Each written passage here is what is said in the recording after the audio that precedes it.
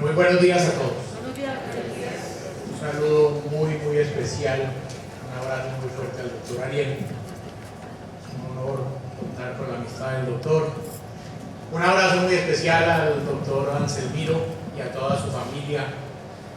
Sin duda alguna, una familia ejemplar en el país. Realmente esa vocación de servicio que tiene el doctor Anselmiro se lo ha transmitido a sus hijos y ahora a sus nietos, y todos como un gran equipo demuestran que trabajar en familia y trabajar con vocación y con mística se logran cosas que de otra forma sería imposible. De verdad, muchas gracias por la invitación y por la amistad que me han brindado por muchos años.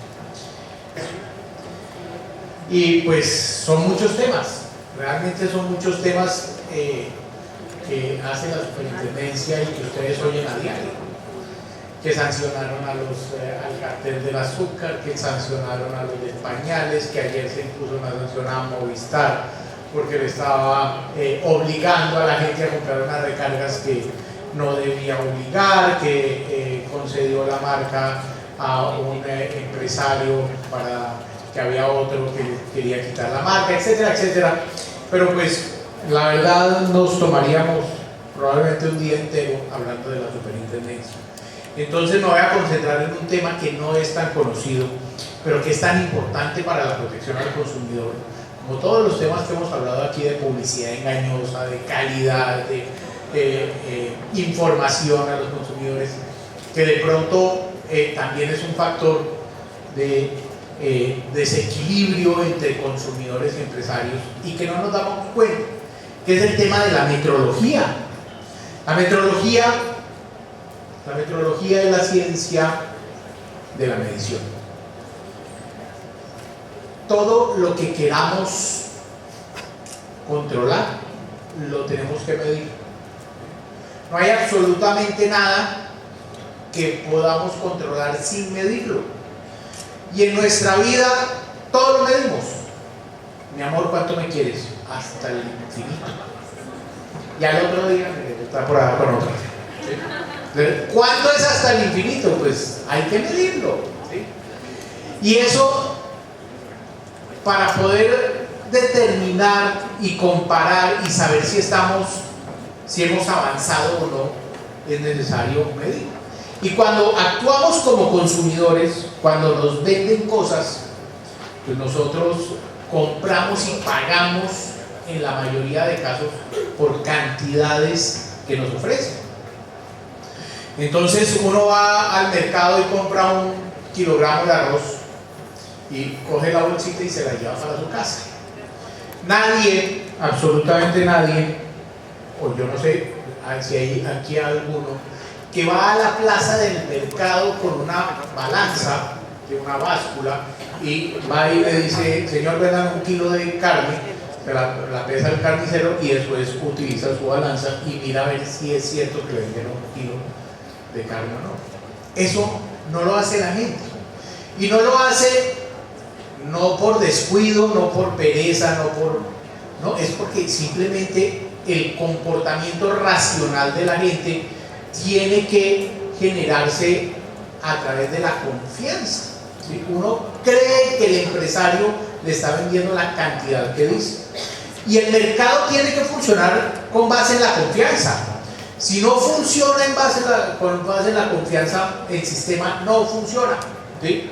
No sería para nada eficiente que todo el mundo tuviera que llegar a cargar una báscula para ir a hacer un mercado. Entonces, lo que hablaba el gobernador en su charla, y decía: mire, nosotros tenemos que denunciar. Eso es totalmente cierto, ¿sí? La gente, para que la superintendencia pueda actuar, pues es necesario que la gente ponga en conocimiento los temas a la superintendencia. Cuando en Medellín un empresario saca una publicidad engañosa, pues difícilmente alguien se va a enterar en Bogotá si no hay alguien de Medellín que le informe a la superintendencia. Pero el tema de precios, de pesas y medidas, pues si no hay una actuación de oficio del Estado, pues es muy difícil que la gente se entere que le están robando, ¿sí? Entonces aquí es donde la superintendencia tiene una actuación mucho más fuerte de oficio. Nosotros tenemos que tener, y lo hacemos, tenemos que tener gente en todos los sitios del país verificando que las básculas que se utilizan en el mercado, que los productos preempacados que vendan, pues marquen bien y tengan el peso que de verdad está indicado, ¿sí? Y ese es un trabajo que no es fácil de hacer porque es muy técnico. Nosotros, a ver si logro allá.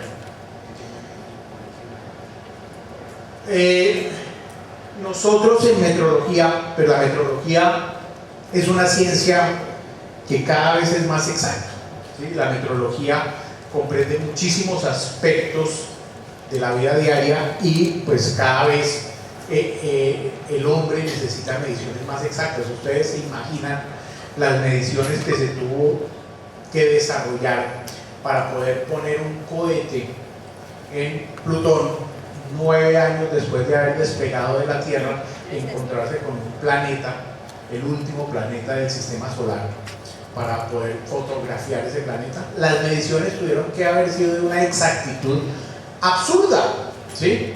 Entonces la metrología tiene como deber desarrollar esas mediciones cada vez más exactas, pero ese no es un tema fácil, desarrollar nuevas mediciones, porque es que no existe un objeto de estudio en la metrología que sea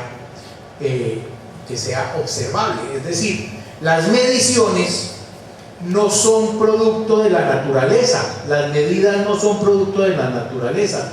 El hombre realmente, pues para medir, utilizaba antiguamente las partes del cuerpo. No existe un árbol que dé frutos de 1 kilogramo, ni ramas que midan exactamente 1 metro. No, eso no existe. El hombre utilizaba su cuerpo, ¿sí?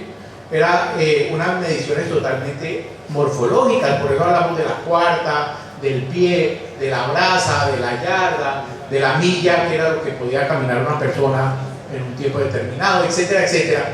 Entonces, pues cuando el hombre comienza sobre todo a comerciar entre países, pues se encuentra un conflicto muy grande, y es que las mediciones no son iguales en un país que en otro. Imagínense ustedes a los fenicios, que eran los comerciantes del medioevo, que iban y le compraban al lejano oriente en China, pues telas y especias y demás, iban y los vendían en el imperio germánico a los alemanes, y entonces iban y le compraban en China a los chinos una braza de tela, ¿sí?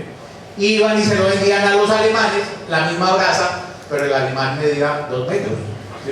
Entonces, alguien salía tumbado en esa relación comercial, ¿cierto? Entonces ahí tiene que haber una convención mundial que nos ponga todos de acuerdo para saber cómo medir. Y eso fue lo que sucedió. Mire, esta es una forma de... Esto no es una estación de Transmilenio en Bogotá, no. Esto es la medición, la calibración de una barra, ¿sí? De una barra que medía 16 pies, con la que se medía la tela en la antigua Francia. Y esa era la forma de calibrar los instrumentos de medición, ¿sí? Entonces lo primero que tuvo que hacer el hombre fue ponerse de acuerdo en las mediciones. Y para ponerse de acuerdo, pues había que hacer un tratado internacional y conseguir unas medidas estándares a nivel mundial. Tenía que dejar de ser el cuerpo del hombre. Entonces, por allá a principios del siglo XVIII, en 1706, 1708, comenzaron los científicos franceses en la época de la Ilustración a medir el planeta, ¿sí? A medir cuánto era el diámetro de la Tierra, y trazaron una línea desde el polo norte, desde el centro del polo norte hasta la línea del Ecuador, y esa línea la dividieron en 10 millones de partes, ¿sí? Y cada partecita simbolizó 1 metro, y de ahí viene el metro, ¿sí? Curiosamente, de ahí viene el metro. Entonces fíjense que esa medición en Francia la plasmaron en una barrita de un material metálico muy estable, que es platino e iridio, ¿sí? Y esa barra se convirtió en el patrón mundial de medición. Y con esa barra comenzó en Francia, por ejemplo, pusieron en las paredes, en las calles, unos soportes que eran medidos con esta barra de patrón, y creaban los soportes para que la gente que compraba en el mercado pudiera medir el metro en la calle. Era la diseminación del metro a través de el uso que hicieran los ciudadanos. Claro, este es un cuento bonito, histórico, que pues ha tenido que evolucionar de forma importante, porque resulta que los franceses midieron la tierra como si fuera una bolita de tenis, y después del cuento se dieron cuenta que la tierra no era redonda, ¿sí? Que era más bien como un huevito, era ovalada, y entonces eso ya cambiaba la medición, porque es que entre el Ecuador y el Polo Norte ya la distancia no era de 10 millones de metros, sino era un poco más, porque estaba achatada en los polos y alargada en el Ecuador. Entonces, para las mediciones, eso es gravísimo, porque se perdió el estándar que se necesitaba para poder hacer una medida exacta. Y entonces tuvieron que buscar otro parámetro que fuera mucho más exacto, ¿sí? Y con la evolución de la ciencia encontraron que había una constante en los átomos de luz, en la velocidad de los átomos de luz. Ustedes saben que un átomo de luz viaja a 300.000 kilómetros por segundo. 300.000 kilómetros por segundo. Entonces, 1 metro debe ser la 300.000ava parte de distancia que recorre un átomo en un segundo, ¿sí o no? Entonces, eso fue lo que hizo la ciencia en cambiar esta reglita, ¿sí?, que construyeron en 1700, cambiarla a este es el patrón mundial del metro. Es un disparador de átomos de luz que mide 1 metro, y ahí le dice cuánto es la exactitud, y gracias a este aparatico es que hoy podemos viajar a Plutón, viajar a Marte, o contar los átomos que tiene un producto en la nanotecnología y en la nanociencia, ¿sí? Cada vez tenemos que ser más exactos en las mediciones, pero eso pasa pues para todas las unidades de medida, ¿sí? Otro patrón de medición es el segundo, es el tiempo. Nosotros tenemos que medir el tiempo. ¿Alguien alguna vez se ha preguntado por qué el día tiene 24 horas y no 20 o 50? Alguien tuvo que haber dicho: no, este día lo vamos a dividir en 24 horas. Si ustedes se devuelven a la época cavernícola, pues allá la concepción del tiempo era solamente de día y de noche, ¿sí? Pero nadie se planteaba si debíamos de dividir el día en horas. Y si uno lo divide hoy, pues uno pensaría que es mucho más lógico dividirlo 10 horas de día y 10 horas de noche, no 12 y 12, ¿sí? Y la hora no la dividiría uno en 60, porque pues 60 es un número como raro, lo dividiría uno en 100, ¿sí? Y el minuto lo debería uno en 100, ¿sí? Porque nuestra mentalidad hoy está basada en el 10 como número perfecto, ¿sí? Por eso tenemos un sistema decimal. Pero quienes inventaron el tiempo, ¿sí?, quienes determinaron que había que medir el día a través de tiempo, pues fueron los babilonios antiguos. Y los babilonios antiguos tenían un sistema de numeración basado en el 60 como el número perfecto, era un sistema sexagesimal. ¿Y por qué el 60? Pues resulta que ellos contaban con las manos, ¿sí? Y cuando uno cuenta con las manos, ellos contaban las falanges de los dedos. Si ustedes se ponen a contar las falanges de los dedos, este es el puntero, ¿sí? Este es como el mouse, ¿sí?, del computador. Y ustedes cuentan las falanges, y cuántas falanges les dan aquí. 12. 12 es el número ideal, ¿sí? Y si ustedes van sumando 12 y más 12 y más 12 y más 12, les da 60. Y por eso dividían el día en 12 horas de día y cada hora en 60 minutos. Y cada minuto en 60 segundos, ¿sí?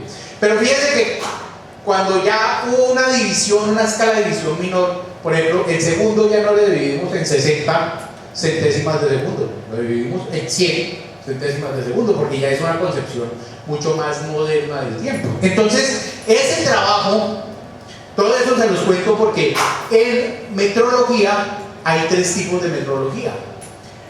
Estas son las unidades, las magnitudes primarias que existen. Longitud, que es la distancia, que se mide en metros; la masa, que se mide en kilogramos; el tiempo, que se mide en segundos; y estas otras 4 que ya son un poquito más desconocidas para nosotros, que es corriente eléctrica, que se mide en amperios; temperatura, que se mide en Kelvin. Uno siempre mide en grados centígrados, pero hay una diferencia importante entre el Kelvin y el grado centígrado. Intensidad luminosa y cantidad de sustancia. Todo esto se los digo porque resulta que existen 3 tipos de metrología, que es la metrología científica, la metrología industrial y la metrología legal. La metrología científica tiene como finalidad buscar esos mejores métodos de medición y que cada vez sean más exactos, ¿sí? Para poder llegar y desarrollar mejores productos. La metrología industrial tiene como finalidad transferir ese conocimiento científico a la industria, crear nuevos equipos, nuevos aparatos que desarrollen esos conocimientos alcanzados en la metrología científica. Y la metrología legal es la encargada de proteger al consumidor. Y estas 2 primeras metrologías, hay un instituto en Colombia que se llama el Instituto de Metrología, que se encarga de esto. Y la Superintendencia de Industria y Comercio se encarga de esto, porque es la policía administrativa del mercado, es la que se encarga de vigilar que los comerciantes le cumplan con los consumidores. Y para hacer eso, ya que me quedan 5 minutos, les voy a contar rápidamente qué hace la Superintendencia. Tiene 2 sistemas especializados para vigilar el mercado. Uno, que se llama el CIMEL, el Sistema de Información de Metrología Legal, fue una designación que hizo la entidad en unos organismos especializados, en unos organismos de inspección que están pasando por todas las tiendas del país y por todas las estaciones de servicio, verificando que los instrumentos de medición pesen y funcionen y den la cantidad exacta a los consumidores. Y en las estaciones de servicio, que el combustible que compran los consumidores sea la cantidad que le anuncian y que le cobran, ¿sí? Y eso se está haciendo en todo el país.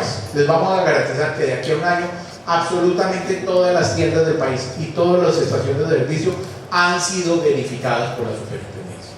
Y segundo, a nivel local está capacitando a las autoridades locales para que las autoridades locales tengan los instrumentos, el personal y la capacidad de hacer verificación en su territorio, ¿sí?